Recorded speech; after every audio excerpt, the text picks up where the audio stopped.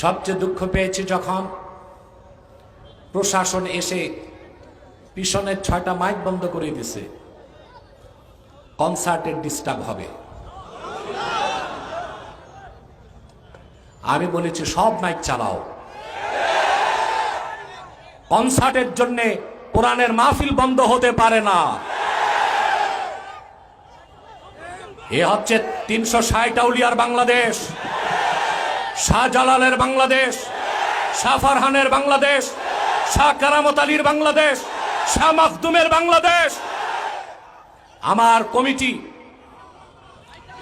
Committee কোন ধরনের দ্বন্দ্বে যায় নাই, হরেনগুলো বন্ধ করে দিয়েছে।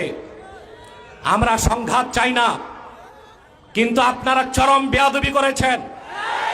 তা আগে যারা ছিল তাদের মধ্যে আর আপনাদের মধ্যে পার্থক্য কোথায়?